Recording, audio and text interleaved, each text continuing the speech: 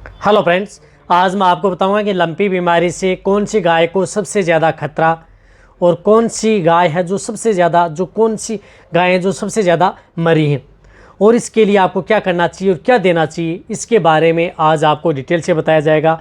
Video लंबी ज़रूर होगी लेकिन स्किप करके मत देखना, पूरा देखना। पूरी तरह से आपको बताया जाएगा कि कौन सी गायें हैं या किस तरह की जो नस्ल की गायें हैं उन गायों पर सबसे ज़्यादा इस वायरस का आपके पशुओं पर अटैक हुआ है और उनका नुकसान भी बहुत ज़्यादा हुआ है। देखो, बहुत इस तरह के कमेंट्स आ रहे थे कि सर जो देसी ब्रीड की गायें हैं उन गायों में इम्यूनिटी भी बहुत ज़्यादा होती है, फिर भी वह गायें बहुत ज़्यादा मरी हैं। यानी देसी गायों पर सबसे ज़्यादा इफ़ेक्ट है। जो नस्ल की गायें, विदेशी नस्ल की गायें हैं, उन पर इस बीमारी का कम इफ़ेक्ट है, यानी कम प्रभाव है। ये तो आपकी गलत सोच है। गाय कोई सी भी हो, यदि आपकी गाय कोई सी भी हो, किसी भी नस्ल की यदि आपकी गाय है, यदि उसको लंपी स्किन डिजीज़ हो गई है, यदि ये वायरल अपना रूप खतरनाक दे चुका है उस पशु पर, तो उन सभी की डेथ हुई है। चाहे वो आपकी देसी ब्रीड हो, चाहे विदेशी नस्ल की गायें हो, चाहे जर्सी हो, राठी हो, साहिवाल हो, गिर हो, अदर जो नस्ल की गायें हैं, इन सभी गायों की इस बीमारी के अंदर डेथ हुई है।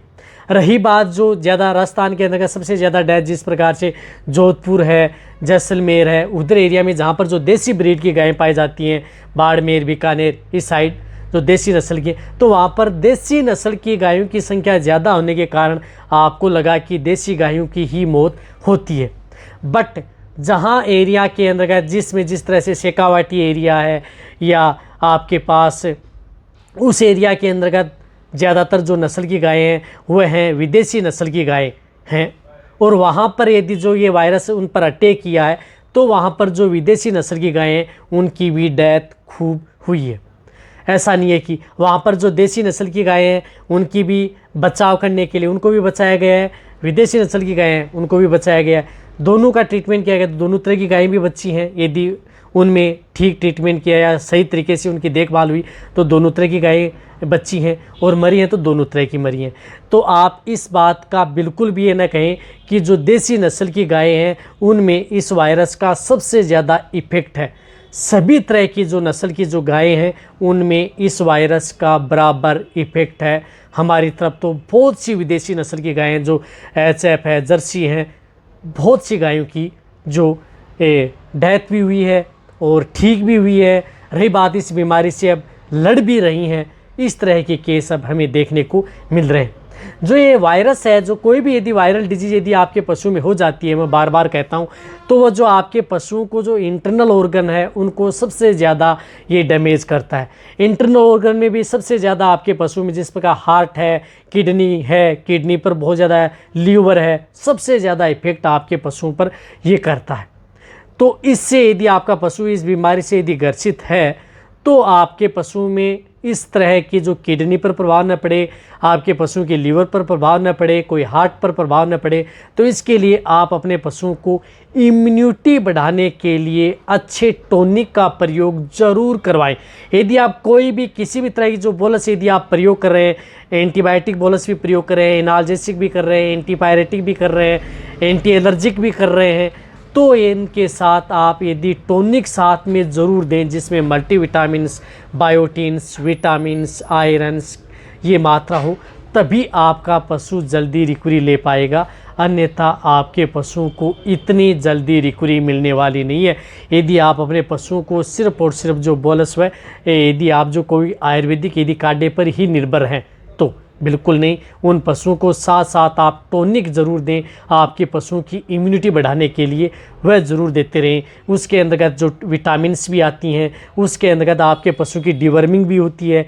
डिवर्मिंग आप जिस प्रकार से आयुर्मेक्टिन साल्ट से करा सकते हैं, डोरामेक्टिन यदि मिले तो सबसे बेस्ट है।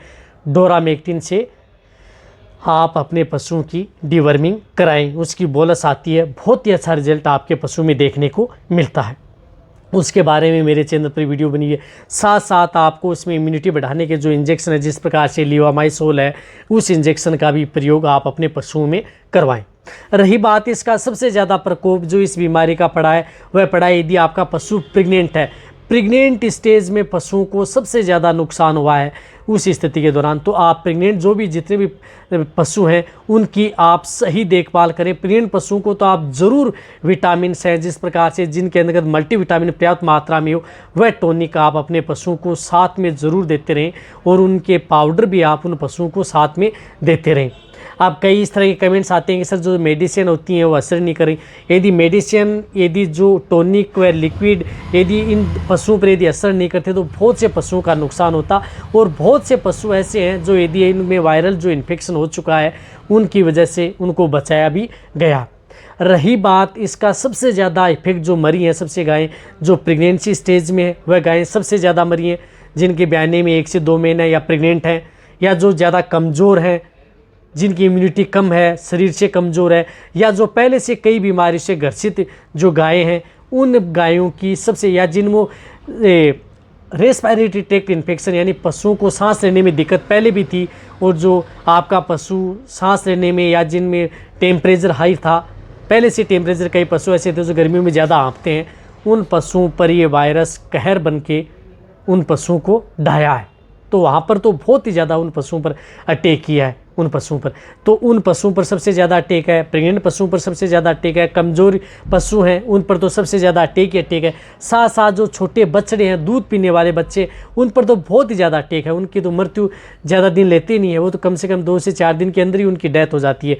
कई ऐसे जो छोटे काफ हैं उनमें, क्योंकि उनमें वैसे भी छोटे काफ है उनमें इम्यूनिटी कम होती है। जो मीडियम साइज़ के जो पशु हैं 1 से 2 साल के हो चुके हैं या नॉन प्रेग्नेंट हैं या हैं तो उन पशुओं की जान का खतरा इन वायरस से कम हुआ है। यदि वो पशु यदि उनमें कमज़ोर हैं या जिनमें इम्यूनिटी कम है या कुपोषण का शिकार है, कुपोषण का शिकार का मतलब है जिनमें मल्टीविटामिन या मिनरल्स की डिफिशिएंसी है, तो उन पशुओं की भी डेथ बहुत ज़्यादा हुई है।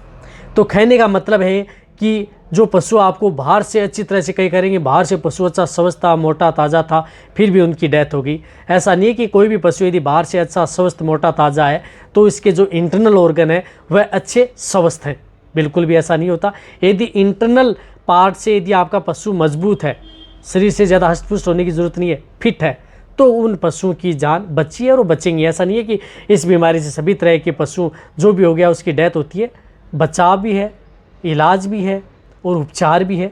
तो जितने जो मेरे चैनल पर वीडियो बनी हुई है इलाज उपचार या किसी भी तरह की, तो वो आप जाकर के देख सकते हैं। यदि आपको कोई किसी तरह की मेडिसिन या दवा नहीं मिल रही है तो आपको स्क्रीन पर जो नंबर दिख रहे हैं इस नंबर पर कॉल करें। किसी भी इंडिया के किसी भी कोने में पर भी यदि आप बैठे हैं, पशुपालक है, वे मेडिकल स्टोर है, वेटरनेरियन है, डॉक्टर हैं, तो आप घर बैठे भी आप दवा मंगा सकते हैं। यदि आपको कोई भी दवा नहीं मिल रही है तो देखो, जहाँ तक हो सकता है मैंने आपको इस वीडियो के अंदर जो बहुत से लोगों की मन के अंदर ये भ्रांति थी कि इस तरह की गायों को खतरा रहता है, हमारी गाय में तो इस तरह की नस्ल है, हमारी गाय बच जाएगी।